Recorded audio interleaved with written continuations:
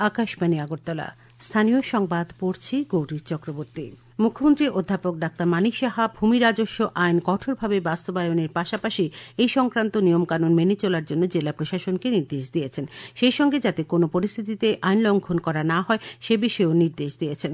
গতকাল মহাকরণে মুখ্যমন্ত্রী অধ্যাপক ডাক্তার মানিক সাহার সভাপতিত্বে রাজস্ব দপ্তরের রাজ্যস্তরীয় উপদেষ্টা কমিটির বৈঠক অনুষ্ঠিত হয়। বৈঠকে জলাশয় ডাইভার্সন এবং বরাদ্দকৃত জমি বিক্রয় এবং হস্তান্তরের অনুমতি চেয়ে বিভিন্ন প্রস্তাব বিবেচনার জন্য পেশ করা হয়। এই বৈঠকে উপদেষ্টা কমিটি মোট 149টি আবেদন বিবেচনার জন্য নিয়ে আসে। এর মধ্যে জলাশয় ডাইভার্সনের অনুমতির জন্য 61টি এবং বরাদ্দকৃত জমি বিক্রয়ের জন্য 88টি আবেদন করা হয়েছে।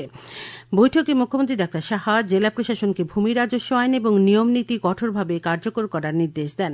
কোনো পরিস্থিতিতেই যাতে সংশ্লিষ্ট বিষয়ে নিয়মকানুন লঙ্ঘন করা না হয় তা সুনিশ্চিত করার জন্য তিনি নির্দেশ দেন। জমি হস্তান্তর এবং নামজারি এবং কৃষি ও জলাশয় ডাইভার্সনের বিষয়েও কঠোরভাবে নজরদারি রাখতে গুরুত্ব আরোপ করেন মুখ্যমন্ত্রী। বৈঠকে সিদ্ধান্ত হয় বরাদ্দকৃত জমি বিক্রির অনুমতির আবেদনপত্র খতিয়ে দেখতে মহকুমা শাসকের সভাপতিত্বে এবং মেডিকেল অফিসার সহ মহকুমার অন্যান্য আধিকারিকদের নিয়ে মহকুমা পর্যায়ে একটি কমিটি গঠন করা হবে। এই কমিটি প্রতিটি আবেদনের সত্যতা এবং প্রয়োজনীয়তা একটি স্বচ্ছ ব্যবস্থার মাধ্যমে যাচাই করবে। নিবন্ধিত দলিলের উত্তরাধিকার সম্পর্কিত তথ্য আপলোড করা হবে যাতে কোনো সম্ভাব্য ক্রেতা জমি কেনার আগে জমির মালিকানা দেখতে পারেন। এই কাজে আরও স্বচ্ছতা এবং গতি আনতে এর মধ্যে রেভিনিউ ইন্সপেক্টর পদে 14 জন, তহসিলদার পদে 164 জন, জুনিয়র সার্ভেয়ার পদে 10 জন, আমিন পদে 29 জন এবং মুহুরি পদে 37 জন নিয়োগের জন্য অনুমোদন দেওয়া হয়েছে। এই পদগুলিতে নিয়োগের প্রক্রিয়া শুরু হয়েছে। বৈঠকে রাজস্ব এবং জনজাতি কল্যাণ দপ্তরের সচিব ব্রিজেশ পান্ডে, আইন দপ্তরের সচিব সঞ্জয় ভট্টাচার্য সহ অন্যান্য আধিকারিকগণ উপস্থিত ছিলেন। বৈঠকে ভিডিও কনফারেন্সের মাধ্যমে সমস্ত জেলার জেলাশাসক এবং সমাহর্তাগণও অংশ নেন। আজ রামনবমী, ভগবান শ্রী রামচন্দ্রের আবির্ভাব তিথি। দেশের বিভিন্ন প্রান্তে মহাসমারোহে রামনবমী উদযাপিত হয়। আগরতলা সহ রাজ্যের বিভিন্ন স্থানে উৎসাহ উদ্দীপনার মধ্য দিয়ে রামনবমী পালনের আয়োজন করা হয়েছে। এদিকে আজ বাসন্তী পূজার নবমী তিথি পূজা। সকাল থেকে মণ্ডপে মণ্ডপে পূজার আয়োজন চলছে।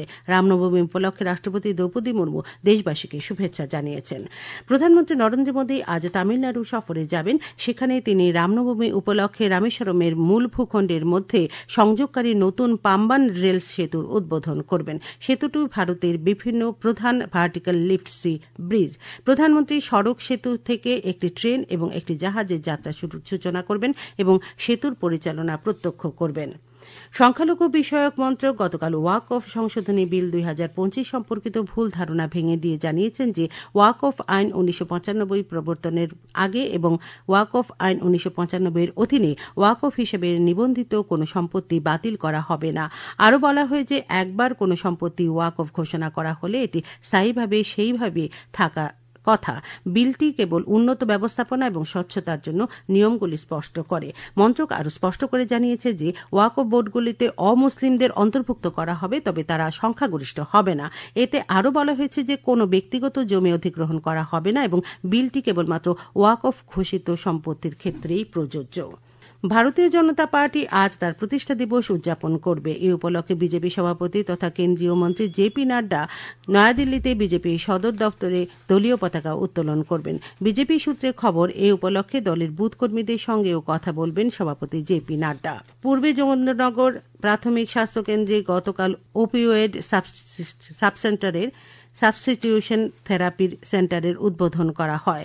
উদ্বোধন করেন আগরতলা পুর নিগমের 29 নম্বর ওয়ার্ড কর্পোরেটর রুমা দাস। মূলত মাদকাসক্তদের স্বাভাবিক জীবনে ফিরিয়ে আনার উদ্দেশ্যে পশ্চিম ত্রিপুরা জেলায় এই ধরনের 18টি সেন্টার খোলা হয়। পূর্ব যোগেন্দ্রনগরের এই ওপিওয়েড সাবস্টিটিউশন থেরাপি সেন্টারের উদ্বোধনী দিনে নেশায় আসক্ত 4 যুবক এই কেন্দ্রের সুবিধা গ্রহণ করেন।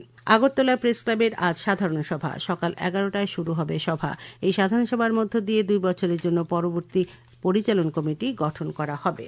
গণবন্টন ব্যবস্থায় রেশন কার্ডের কেওয়াইসি এবং আধার কার্ডের আপডেট বিষয়ে এক বৈঠক গতকাল কৈলাসহরে অনুষ্ঠিত হয়। বৈঠকে সভাপতিত্ব করেন ঊনকোটি জেলার জেলাশাসক দিলীপ কুমার চাকমা।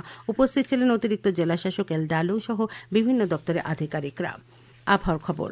আজ দুপুর পর্যন্ত আবহাওয়ার পূর্বাভাসে জানানো হয় আকাশ অংশত মেঘলা থাকবে, হালকা থেকে মাঝারি ধরনের বৃষ্টিপাতের সম্ভাবনা রয়েছে।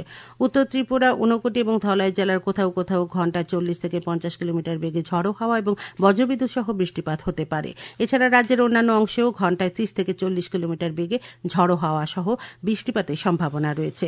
আগরতলা আজ ভোরে সর্বনিম্ন তাপমাত্রা ছিল 25.6 ডিগ্রি সেলসিয়াস, দিনের সর্বোচ্চ তাপমাত্রা থাকবে 35 ডিগ্রির কাছাকাছি। স্থানীয় সংবাদ